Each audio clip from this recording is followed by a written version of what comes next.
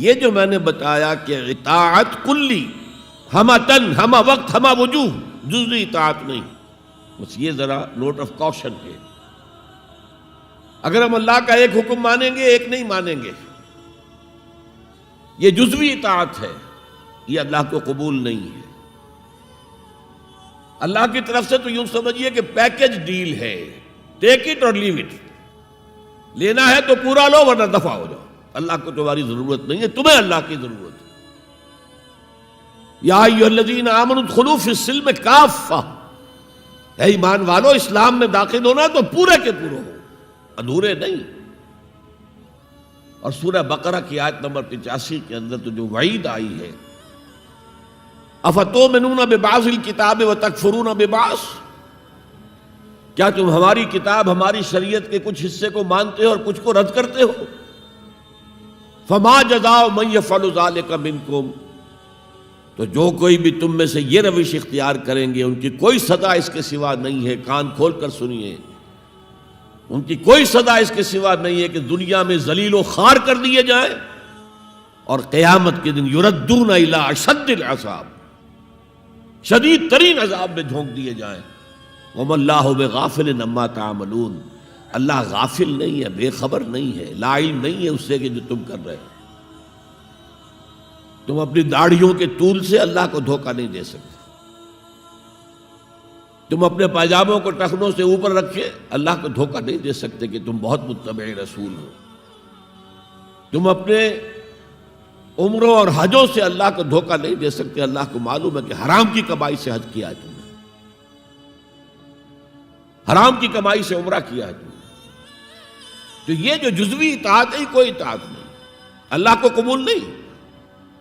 آدمی سوچتا ہے کہ چلیے میں نے یہ کام اچھے کیے، یہ برے کیے، مجھے اچھے کاموں کا کچھ کریڈٹ بھی تو ملنا چاہیے نا، لیکن نہیں، اللہ کہتا ہے جزوی اطاعت منہ پر دے ماری جائے گی، اور جو دنیا کی سزا ہے وہ تو ہم اپنی آنکھوں سے دیکھ رہے ہیں۔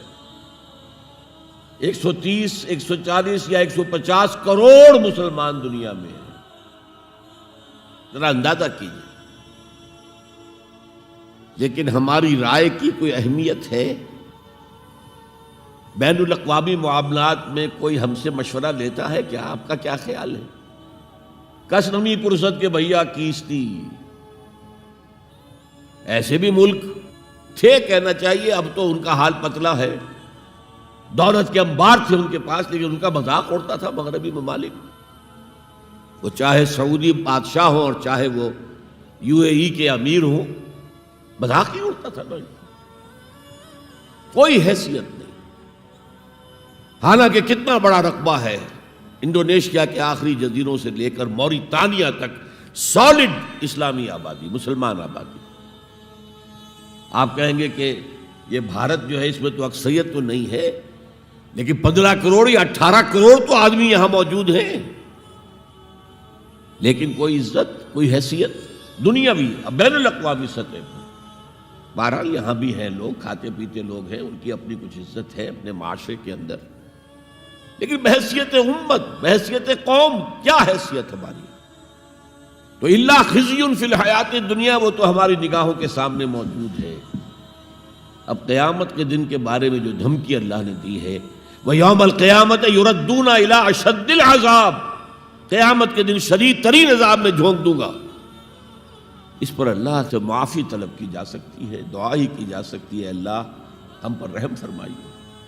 یہ میں نے آپ کے سامنے رکھا ہے فارمولہ، اللہ کی اطاعت جمع اللہ کی محبت، دے گو ٹو میک عبادت۔ یہی دو الفاظ آتے ہیں اللہ کے رسول کے لیے بھی صلی اللہ علیہ وسلم۔ اللہ کے رسول کی اطاعت یہ تو اسلام کا بنیادی تقاضا ہے، اطیعوا اللہ واطیعوا الرسول فإن تولوا فإن اللہ لا يحب الکافرین۔ اطاعت کرو اللہ کی، اطاعت کرو رسول کی، پھر اگر یہ منہ موڑ لیں تو اللہ کو ایسے کافر بالکل پسند نہیں، تو کفر کا فتویٰ ہو رہا ہے۔ لیکن اللہ کے رسول کی اطاعت کے ساتھ محبت کو جمع کیجئے۔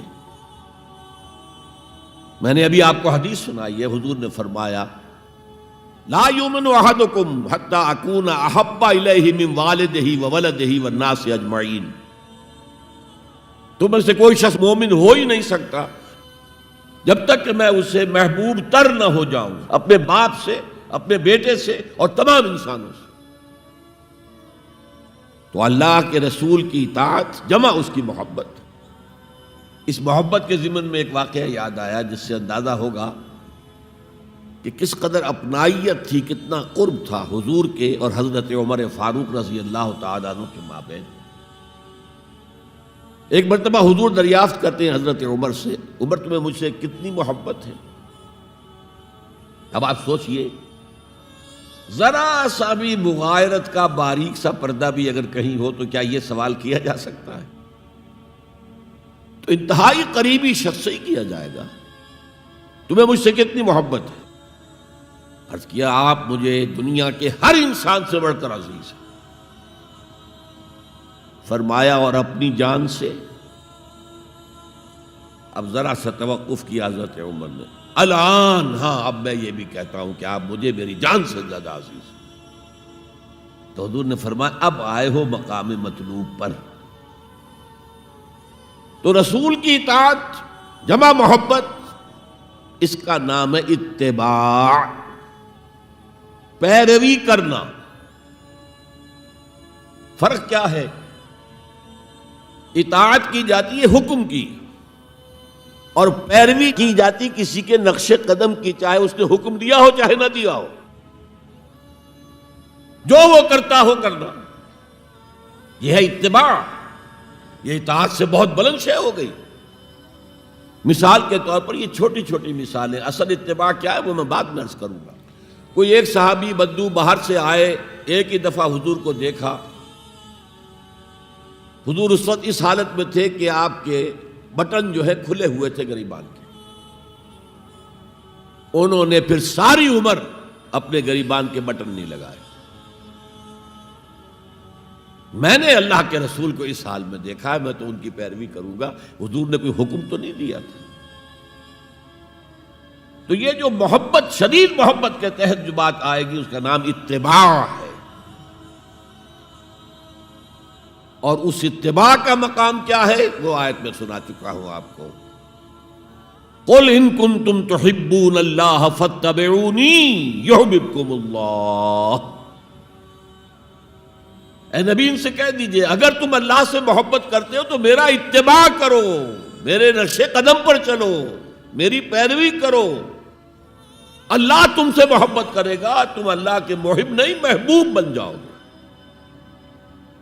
اور اگر کہیں کوئی لغزش ہو گئی، کوئی خطا ہو گئی، کہیں جذبات کی رو میں بہہ کر کوئی گناہ کر بیٹھے تو اللہ معاف فرما دے گا، اللہ بڑا غفور ہے، اللہ بڑا رحیم ہے۔ هي الحلقات تحفظني بآيات من القرآن، هي الحلقات تملأني بحب المصطفى العدنان.